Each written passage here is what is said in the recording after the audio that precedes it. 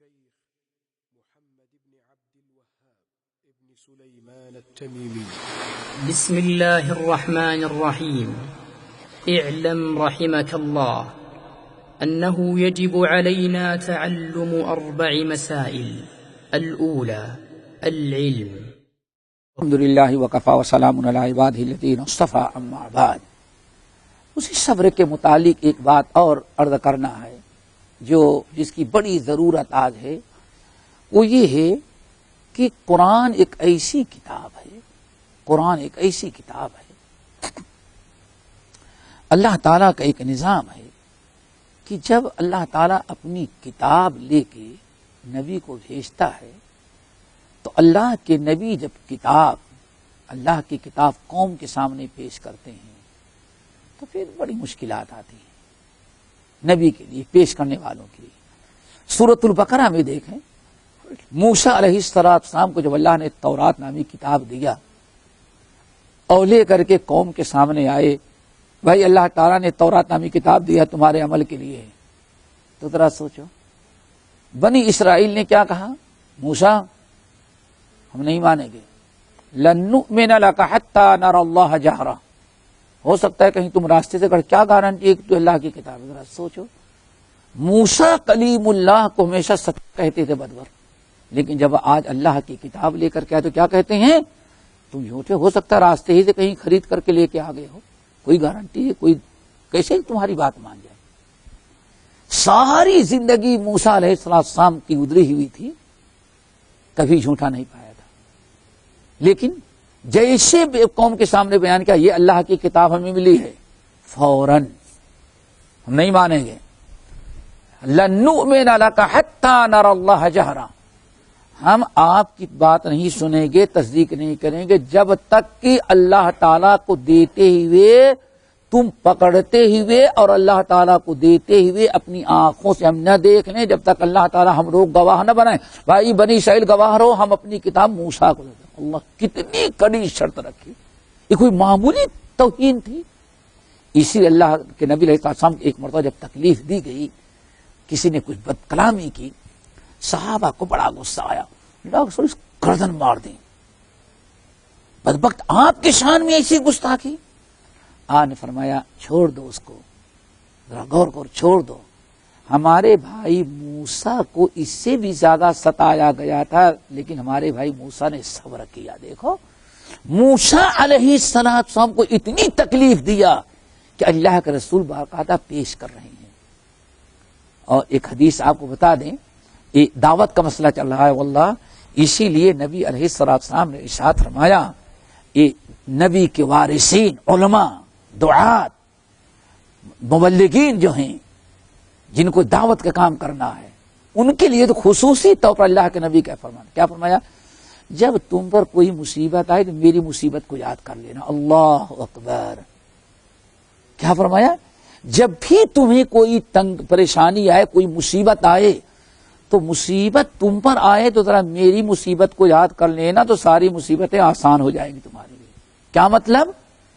کہ جب تم یہ دیکھ لو گے بھائی ہمارے نبی کو تو اس سے بھی زیادہ ستایا گیا، پھر تمہاری اگر دل میں محبت ہے، میری پیروی کرنا چاہتے ہو، تو فوری طور پر یاد رکھنا تمہاری مصیبت تم کو ہلکی ہو جائے گی، تمہارے لیے ہلکی ہو جائے گی. کتنی عجیب سی نصیحت اللہ کے نبی علیہ السلام نے کیا ہے. تو موسیٰ علیہ السلام کا حوالہ دیا. بھائی اس لیے اللہ رب العالمین لا تکونوا کالذین آذوا موسیٰ، اے محمد صلی اللہ علیہ وسلم کے ایمان والے ساتھیو، تم ویسے نہ بن جاؤ جیسے موسیٰ، تم ولا تکونوا کالذین، ان لوگوں کے مانند نہ بن جاؤ جو موسیٰ کو ستاتے رہے، تکلیف دیتے رہے. یعنی بنی اسرائیل آپ کے امتیوں نے موسیٰ علیہ السلام کے امتیوں نے جیسے موسیٰ کو ستایا، اللہ فرماتے اے محمد صلی اللہ علیہ وسلم کی امتیوں مومنو تم ویسے نہ بن جاؤ. ولا تکونوا کالذین آذوا موسیٰ، ان لوگوں کے مانند نہ بن جاؤ جو موسیٰ کو ستانے والے تھے. یعنی اشارہ اس بات میں ایک بتانا چاہتا تھا کہ ہمیشہ نبی جب کتاب پیش کے دی جاتی ہے، جہاں قرآنی آیات آپ پیش کریں گے، جہاں آپ خالص دین کے لیے قرآنی آیات کو ثبوت دیں گے، قرآن کی اس سے لے اصلاح شروع کر دیں گے، وہاں سمجھ جائیں کہ صبر کی ضرورت پڑے گی، پوری قوم آپ کی دشمن بن جائے گی۔ آج نہیں، اب کوئی بات ہو رہی قرآن پاک کی آیت، ارے بھائی آپ سوچتے سمجھتے نہیں، جہاں ضرورت پڑتی ہے قرآن پیش کر دیتے ہیں۔ دیکھو کتنی جلدی اصلاح نہیں کرے گا بھائی، بلکہ بسا اوقات تو ظالم، بھائی ایسی جگہ قرآن پیش کر کے کیوں قرآن کی بے حرمتی کرتے ہیں؟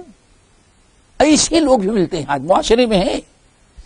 اس لیے اللہ نے قرآن جب آیا تو قرآن کے ساتھ ساتھ اللہ نے بھی فرمایا ہم نے قرآن دیا ہے، آپ ذرا صبر سے کام لے۔ کیا مطلب ہے؟ قرآن کی تعلیم عام کرنے کے لیے بھی صبر کی ضرورت ہے۔ قرآن کا معلم، قرآن کا دائی، قرآنی پیغام، قرآنی احکام کو قوم کے سامنے پیش کرنے والے کے لیے بھی خصوصیت کے ساتھ صبر کی تلقین کی گئی ہے۔ رب العالمین فرمایا انا نحن نزلنا علیک القرآن تنزیلا، انا نحن نزلنا علیک القرآن تنزیلا۔ آگے کیا فرمایا؟ فاصبر لحکم ربک، فاصبر لحکم ربک۔ اے نبی، ہم نے آپ پر قرآن دھیرے دھیرے ہم اتار رہے ہیں، نازل کر رہے ہیں، تو قرآن پر جو ہے عمل کرنا، قرآن کی دعوت دینے میں فاصبر لحکم ربک، آپ صبر سے کام لیتے رہیں۔ پتہ یہ چل گیا کہ قرآن کو، قرآن کی روشنی میں دعوت کرنے والے کو ہمیشہ صبر کی ضرورت پڑے گی۔ چلیں سورہ مزمل آپ پڑھیں، ابتدائی آیات میں یا ایھا المزمل، بسم اللہ الرحمن الرحیم، یا ایھا المزمل قم اللیل الا قلیلا نصفہ او انقص منہ قلیلا او زد علیہ ورتل القرآن ترتیلا انا سنلقی علیک قولا ثقیلا ان ناشئۃ اللیل ہی اشد وطئا واقوم قیلا ان لک فی النہار سبحا طویلا۔ آگے وَاذْكُرِ اسْمَ رَبِّكَ وَتَبَتَّلْ إِلَيْهِ تَبْتِيلًا۔ اب آگے کیا؟ وَاصْبِرْ عَلَىٰ مَا يَقُولُونَ وَهْجُرْهُمْ هَجْرًا جَمِيلًا۔ دیکھو پورا بیان چل رہا ہے، اے نبی إِنَّ لَكَ فِي النَّهَارِ سَبْحًا إِنَّا سَنُلْقِي عَلَيْكَ قَوْلًا وَرَتِّلِ الْقُرْآنَ، قرآن کا چل رہا ہے۔ آگے قرآن کی تعلیم دینے کے ساتھ ساتھ اللہ نے کیا فرمایا؟ فاصبر علی ما، آپ اس سے جب قرآن سنیں گے تو پتہ نہیں آپ کو کیا کیا کہیں گے، اس لیے وہ کیا کہتے ہیں اس پر توجہ نہ کرنا، صبر کرنا۔ فاصبر علی ما یقولون، آپ کو اگر اپنے مشن میں کامیاب ہونا ہے تو فاصبر علی ما یقولون، جو کچھ وہ کہتے ہیں اس پر صبر کرنا۔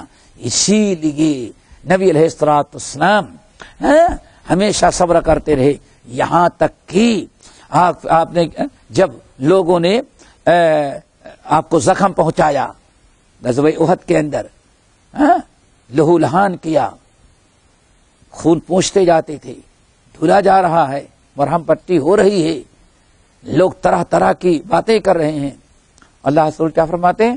اللہم اغفر لقومی فانہم لا یعلمون، اللہ جن ظالموں نے ہمیں اس طرح سے لہو لہان کیا ہے، اللہ وہ نادان ہیں، لا علم ہیں، اللہ تعالیٰ ان کو معاف کر دے۔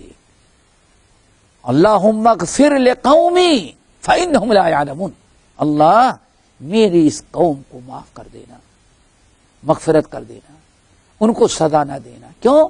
فانہم لا یعلمون، یہ قوم جو ہے وہ لا علم ہے، اگر ان کو میری حقیقت کا علم ہو جائے صحیح معنوں میں تو ایمان لا لیں گے، کبھی ہمارے ساتھ ایسا سلوک نہیں کریں گے۔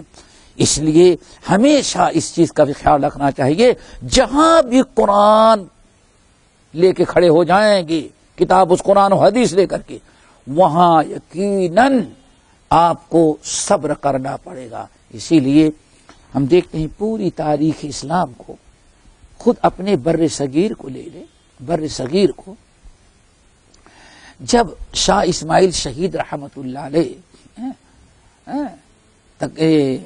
حج کے آئے کر کے 1345 ہجری میں جب حج سے پلٹ کر کے آئے اور مکے مدینے کا خاص طور سے مدینے کا ماحول دیکھا اور اپنے یہاں بر صغیر ہند و پاک کا ماحول دیکھا تو بالکل الگ ہوا.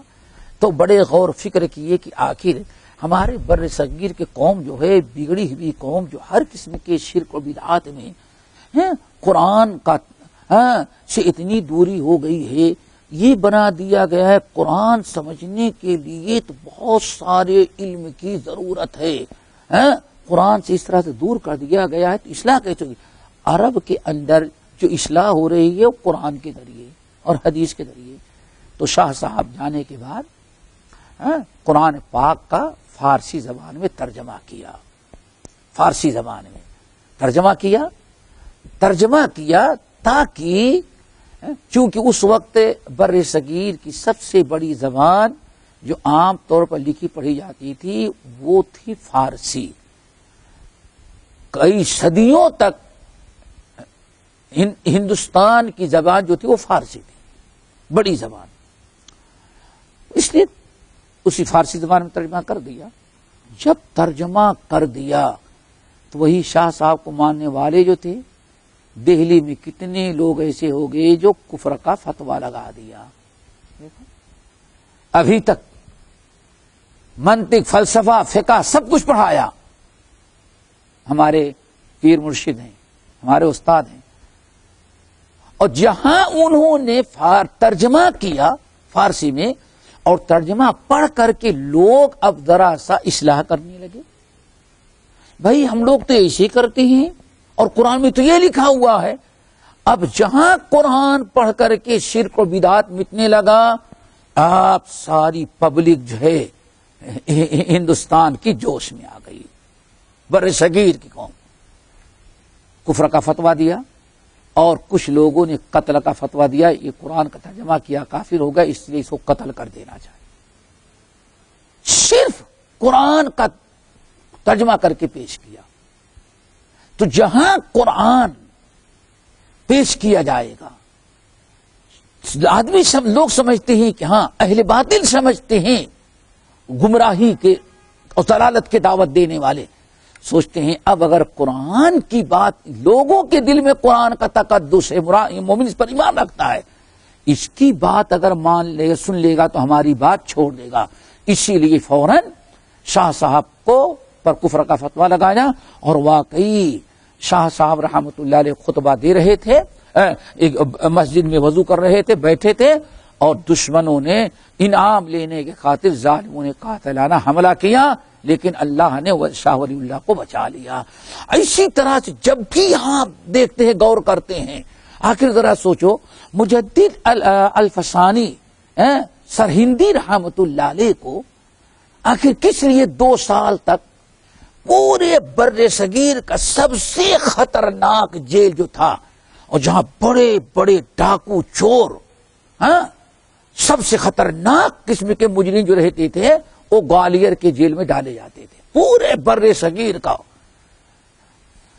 کون سا جرم کیا تھا امام سرہندی رحمت اللہ علیہ نے جن کو دہلی سے گرفتار کر کے کہیں جیل میں نہیں ڈالا گیا، عام جیل میں جو سب سے خطرناک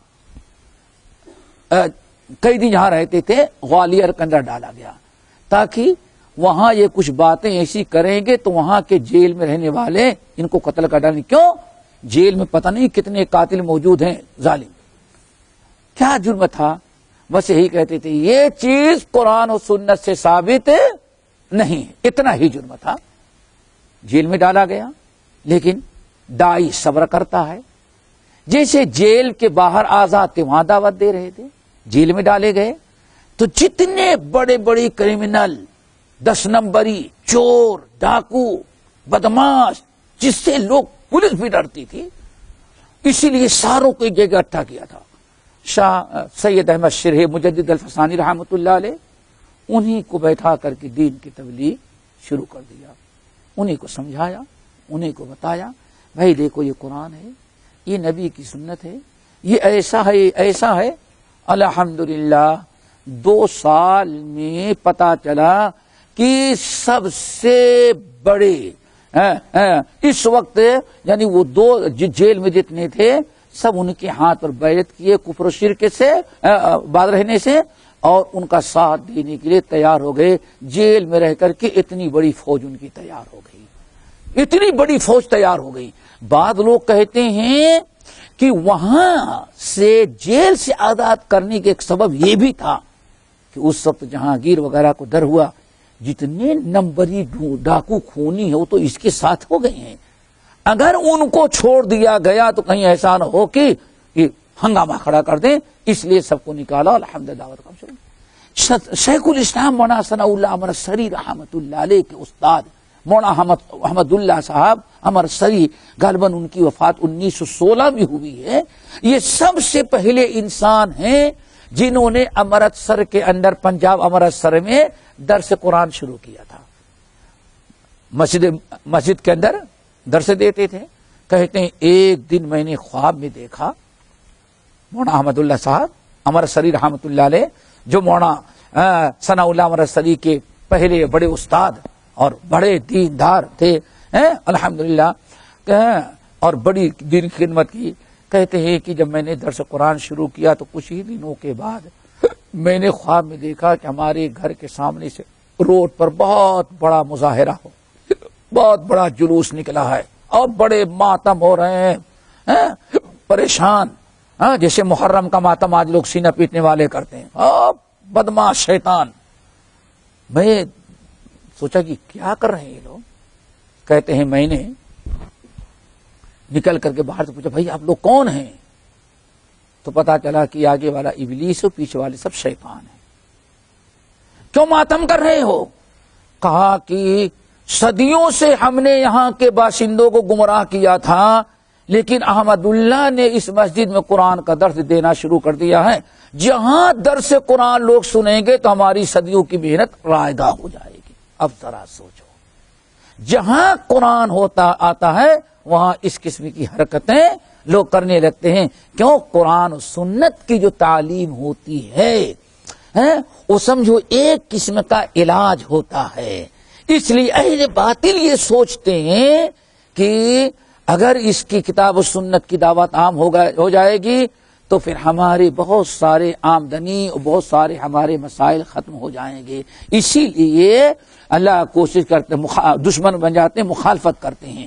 لیکن قرآن و سنت کی طرف دعوت دینے والے کے لیے رب العالمین نے کیا ارشاد فرمایا نبی کو؟ فاصبر لحکم ربک ولا تطع منهم آثما او کفورا واصبر على ما یقولون وہجرہم ہجرا جمیلا. اے نبی آپ کو قرآن دیا ہے، قرآن لوگوں کو بتاتے رہیں اور اس میں وَاصْبِرْ عَلَى مَا يَقُولُونَ، جو کچھ بھی آپ کے خلاف دشمنان باتیں کریں آپ خاموشی سے اس پر صبر کرتے رہیں. تو ایسی حالات میں صبر کرنے کی ضرورت ہوتی ہے. اللہ تعالی ہم سب کو صبر کرنے کی توفیق نصیب فرمائے. باقی انشاءاللہ آئندہ اقول قولی ھذا واستغفر اللہ من کل ذنب واتوب